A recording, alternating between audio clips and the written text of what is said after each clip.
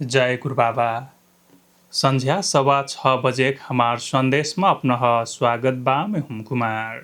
Radio गुरु बाबा FM Bardiya से उत्पादित हमार संदेश बर्दिया का साथी FM राजापुर, बवई FM गुलरिया, पांके का रेडियो प्रतिबोध FM कोहलपुर और रेडियो हातेमालो जानकी गांव पालिका बांके में से कसंग प्रसारण हुई बा। हमार संदेश का गुरीडारी मुख्य समाचार का शीर्षक में से प्राचीन सृजनशील आदिवासी समाज का 22वां रेडियो गुरु बाबा FM का 18वां साधारण सभा शनिचर खुइना बांसकोड़ी नगर अस्पताल में अब महीना का प्रत्येक मंगरा को बेफैक विशेषज्ञ सेवा 29 वर्षीय सेवा पूरा कई महिला स्वास्थ्य स्वयंसेविका लामांगरी थारू का सम्मानपूर्वक विदाई बर्दिया निकुञ्जमा पहर्ती घडियाल ओ संसद हुकन न्यायाधीश बन गृह मन्त्री गुरुङका चेतावनी। पूरा समाचार। प्राचीन सृजनशील आदिवासी समाज का 22वां रेडियो गुरु बाबा FM का 18वां साधारण सभा शनिचर 30 गते हुइना हुइल बा। साधारण सभा कैलक आर्थिक वर्ष का 2082-83 का प्रगति प्रतिवेदन तथा आर्थिक वर्ष का आय व्यय सार्वजनिक को ऐना वर्ष का नीति तथा कार्यक्रम व अनुमानित बजेट प्रस्तुत करना रेडियो गुरु बाबा FM का स्टेशन मैनेजर पुष्पा चौधरी जानकारी दिलबाटी। साधारण सभा बांसकोड़ी नगर पालिका का वडा नंबर 5 लक्ष्मणपुर स्थित थारू सांस्कृतिक केन्द्र का भवन में शनिचर बिहान 11 बजे हुइना हुइल बा। बांसकोड़ी नगर अस्पताल में आप प्रत्येक महीना नियमित रूप में विशेषज्ञ चिकित्सक सेवा डेजिना हुइल बा। बांसकोड़ी नगर पालिका व कोहलपुर मेडिकल कॉलेज का सहकार्य में बांसकोड़ी नगर अस्पताल में आप प्रत्येक महीना नियमित रूप में मेरमेरिक रोग का विशेषज्ञ चिकित्सक का सेवा देना हुइल खुइट। नगर अस्पताल का अनुसार महीना का पहिला मंगरक हार्ट जोड़ने तथा नशा रोग विशेषज्ञ, दोसरा मंगरक फिजिशियन और तेसरा मंगरक मुंह तथा दांत रोग का विशेषज्ञ सेवा उपलब्ध हुइना हुइल बा। उसे का प्रत्येक महीना का पहिला बेफैक बाल रोग विशेषज्ञ, दोसरा बेफैक नाक कान तथा घ्याँचा रोग विशेषज्ञ, तेसरा बेफैक स्त्री तथा प्रसूति रोग विशेषज्ञ व चौथा बेफैक मानसिक तथा नशा रोग विशेषज्ञ सेवा डेजिना नगर अस्पताल का अधिकृत तथा डाक्टर मनोज कुमार शाह जानकारी दिलबाट। बांसकोड़ी नगर पालिका क्षेत्रभित्र कौनो फेर नागरिक स्वास्थ्य सेवा में से वंचित नहीं हुई और सह सुलभ रूप में कोहलपुर का विशेषज्ञ सेवा बांसकोड़ी का नगर अस्पताल में से सेवा पाई स्याकट कना उद्देश्य ले कोहलपुर मेडिकल कॉलेज संघ सहकार्य में नियमित विशेषज्ञ सेवा शुरू कैलक वहाँ बटवेलबाट। नगर अस्पताल में फरक दिन मेरमेरक रोग का विशेषज्ञ चिकित्सकीय सेवा उपलब्ध हुइल पाछ। सामान्य स्वास्थ्य समस्या का लाग समेत दूर जाए पड़ना बाध्यता कम हुइना बांसकोड़ी नगर अस्पताल जनैल बा। नगर अस्पताल में सहूलियत में भिडियो एक्सरे सेवा फे संचालन मरलक डाक्टर शाह जानकारी दिलबाट। बांसकोड़ी नगरपालिका वडा नंबर 6 में आर्थिक वर्ष 2083-84 का लाग सामाजिक सुरक्षा भत्ता नवीकरण करना हुइल बा। वडा कार्यालय के अनुसार सामाजिक सुरक्षा भत्ता नवीकरण यह साउन 30 व 31 गते बिहान 7 बजे से करना रलक ओर से संबंधित लाभग्राहीकन समय में आख नवीकरण कराए अर्जी कैगिल बा। साउन 30 गते शनिचर बिहान 7 बजे से सटरिया, अमेलिया, मुर्गहिया टोल, पुरान पस्ती डमौली, जाजरकोट टोल, 3 नंबर टोल, टिसियन और रिहार टोल का लाभग्राहीकन सामाजिक सुरक्षा भत्ता नवीकरण कैजिना बा। उसे का साउन 31 गते अटुआरक बिहान 7 बजे से डाङपुर दमौली, 10 नंबर टोल, चौटारा टोल, सोल्टी टोल, नारायणपुर, मोतीपुर, बनबगिया, अटखरुवा और प्रगति नगर टोल का लाभग्राही का नवीकरण कैजिना वडा अध्यक्ष लाल बहादुर छेत्री जानकारी दिलबाट। वडा कार्यालय संबंधित सबको लाभग्राहीकन ट्वाकल मिति व समय में अपन आवश्यक कागजात सहित वडा कार्यालय में उपस्थित होकर सामाजिक सुरक्षा भत्ता नवीकरण कराए अर्जी कैगिल बा। बांसकोड़ी बाजार का अत्याधिक भीड़भाड़ हुइना किसान चौक क्षेत्र में ऑटो पार्किंग का कारण दुर्घटना जोखिम बढ़नासँग आवत जावत में समेत समस्या हुइना हुइल पाछ। बांसकोड़ी नगरपालिका वडा नंबर 5 पार्किंग निषेध करल बा। ऑटो पार्किंग निषेध करल पाछ तत्काल का लाग समस्या कुछ कम हुइना देख पर्ल से फिर याकर दीर्घकालीन व्यवस्थापन कसी का करना कना विषय में महत्वपूर्ण बनल बा।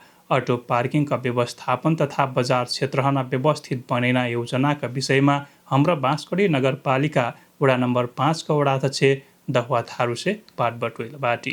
यो बाँसगढी बजारको किसान चोकमा अटो यातायात व्यवसायीहरूले जम्मै त्यहाँ किसान चोकमा धेरैजसो भिडहरू लगाएर यो यातायातमा जस्तै म्याजिक भयो, ठुलो गाडीहरू आउँथ्यो, त्यसमा दुर्घटना एकदमै निम्त्याउने सम्भव धेरै देखेको हुनाले बाँसगढी इलाका प्रहरी कार्यालयका ट्राफिक असै बाँसगढी नगरपालिकाका प्रमुख 5 नम्बर वडाका अध्यक्ष र बजार उद्योग वाणिज्य सङ्घका अध्यक्ष बद्री बरालज्यूसँग हामी एक प्रकारको बैठक बसेर सरसल्लाह गरेर अनि यसलाई व्यवस्थापन गर्नुपर्छ भन्ने कुरो राखिसकेपछि मैले ट्राफिक असै साहबसँग म 4वटा ब्यानर बनाउँछु। एउटा निषेध पार्किङ भनेर र अटो रिक्सा यता भनेर चाहिँ एरो देखाएर त्यो मैले 4वटा ब्यानर बनाएँ।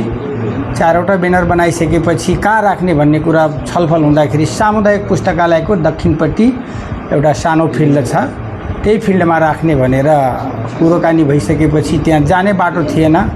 बाँसगढी नगरपालिकाबाट मैले जीसीबी मगाएर एक ट्राली माटो हालेर अनि त्यो आउने जाने बाटो बनाइयो र ट्राफिक साहब इलाका प्रहरी कार्यालयको ट्राफिक साहब अनि म 5 नम्बर वडा अध्यक्ष र हाम्रो उद्योग वाणिज्य सङ्घको बद्री बराल लगायत मिलेर त्यहाँ र अटो व्यवसायिक सहजकर्ता गरेर नो पार्किङ भन्ने चाहिने त्यहाँ रोडमा हामीले साइनबोर्ड टाँसेर अटोहरूलाई चाहिने हामीले बाँसगढी सामुदायिक पुस्तकालयको फिल्डमा राखेर नम्बर बाई नम्बर तपाईहरूले आफ्नो पालो अनुसार जानु होला र यो चाहिने किसान चोकमा भिड नगराइदिनु होला।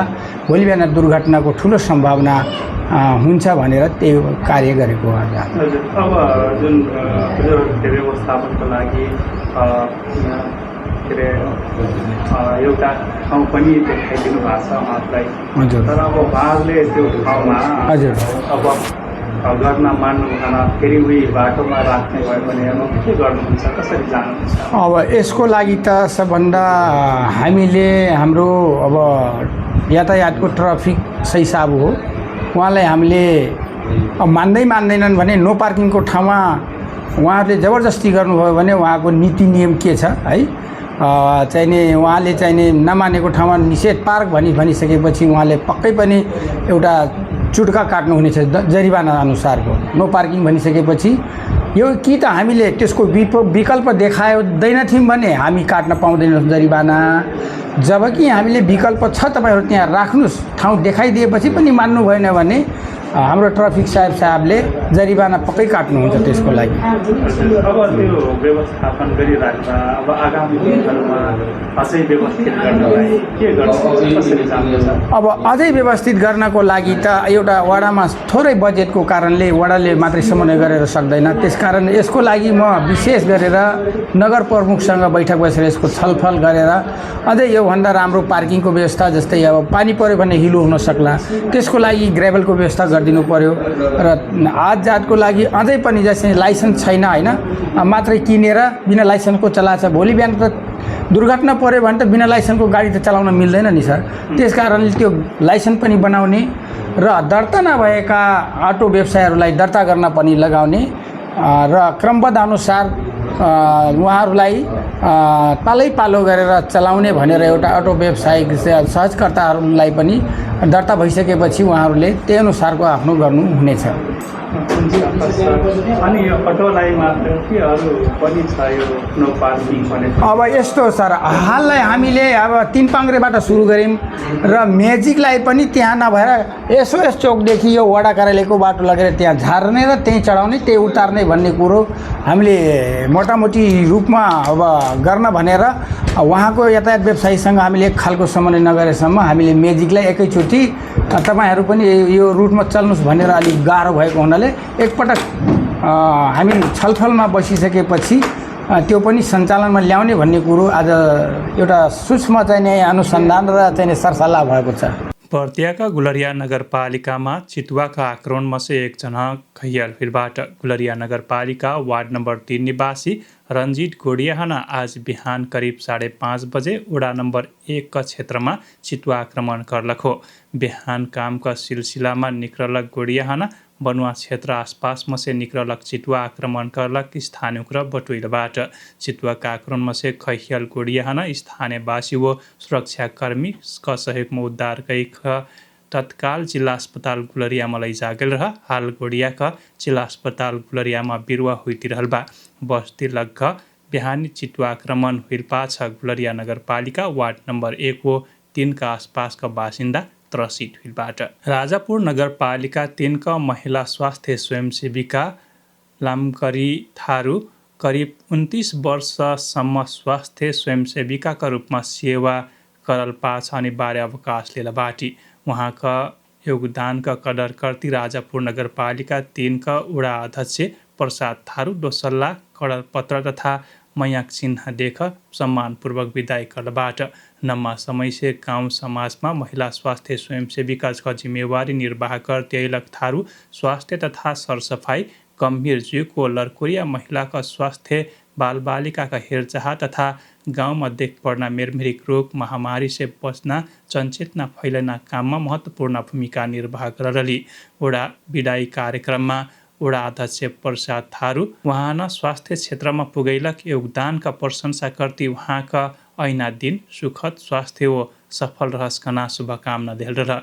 कार्यक्रम में वडा नम्बर 3 का वडा सचिव सोनू सिजापति स्वास्थ्य संस्था का प्रमुख तथा स्वास्थ्यकर्मी महिला स्वास्थ्य स्वयंसेविका लगायत उपस्थित रहल। करिब 3 दशकसम्म सहकार्य करते अयलक थारूका विदाईका समयमा उपस्थित महिला स्वास्थ्य स्वयंसेविका हुक्र भावुक बनल रह। यी खबर राजापुर से मीन अधिकारी पठैलबाट। बर्दिया राष्ट्रिय निकुञ्ज स्थित घडियाल गोहुवा प्रजनन केन्द्रमा हाल 277 ठो घडियाल गोहुवा रहलबाट। निकुञ्जका अनुसार केन्द्रमा 266 बच्चा व 11 जवान घडियाल रहलबाट। जवान मध्ये प्रजनन योग्य 2 भाले व 2 मुसरिया रहलबाट। यी वर्ष केलक प्रजनन केन्द्रमा 96 ठो घडियालका बच्चा जन्मलबाट। हालसम्म केन्द्रमा बहरलक 319 ठो घडियाल मध्ये 53 ठो प्राकृतिक वासस्थानमा छोड्लक निकुञ्ज जनैलबा। करिब 60 ठो घडियाल लड्यामा छोड्न योग्य हो स्याकलबाट। बर्दिया राष्ट्रिय निकुञ्जका सूचना अधिकारी महेश नेउपानेका अनुसार घडियालका बच्चा हुकन प्राकृतिक वातावरणमा बस बाँच सेक्ना अवस्थामा पुगल पाछ। स्वस्थ आहारका खोजना क्षमता व अनुकूल अवस्थाका मूल्याङ्कन गई लड्यामा छोड्न गइकिल बा। 2039 सालमा स्थापना हुइलक प्रजनन केन्द्रमा 2063 सालमा पहिल फ्यारा घडियालका बच्चा फुटल र वाकर तेहर निरन्तर प्रजनन हुइटी आयल बाकल से 2074 सालमा पहिल फ्यारा बहरला घडियाल हुकन प्राकृतिक वासस्थानमा छार गेल रह। निकुञ्जका तथ्याङ्क अनुसार 2063 सालमा 22, 2074 सालमा 10, 2079 सालमा 38, 2080 सालमा 62, 2081 सालमा 32 व 2082 सालमा 17 ठो घडियालका बच्चा बढ़ा गेल रह। प्रजनन केन्द्र स्थापना करबेर तत्कालीन अवस्थामा चितवन से 2 भाले व 9 मुसरिया कैख 11 ठो घडियाल ल्यान गेल रह। वह घडियाल से हाल प्रजनन कार्यक्रम सञ्चालन हुइटी अयलक निकुञ्ज जनैलबा। बर्दिया राष्ट्रिय निकुञ्जका प्रमुख डाक्टर अशोक कुमार राम प्राकृतिक वासस्थानमा बस्न सेक्ना अवस्थामा पुगलक घडियाल हना लड्यामा छोरका प्राकृतिक सङ्ख्या वृद्धि गर्न उद्देश्यले कार्यक्रम सञ्चालन हुइतिरलक बटुइलबाट। घडियालको हुवा स्वच्छ पानी व ताजा मच्छीका निर्भरना दुर्लभ तथा संरक्षित वन्यजन्तु हुइट बर्दिया राष्ट्रिय निकुञ्ज अन्तर्गत कर्णाली व बबई लड्यामा घडियालको हुवा पाजिठ। सरकार वन्यजन्तु संरक्षण ऐन 2029 अनुसार घडियालको हुवा संरक्षित वन्यजन्तुका सूचीमा धरलबा। आप राष्ट्रिय समाचारको पाल्या व गृहमन्त्री सुदन गुरुङ नेपाल प्रहरी महानिरीक्षक दान बहादुर कार्कीको बचाव गर्ती संसद हुकन न्यायाधीश निबन चेतावनी दिलबाट। गृहमन्त्री गुरुङ आज कानुन समितिका कचहरीमा बोल्टी असिन चेतावनी दिलक हुइट।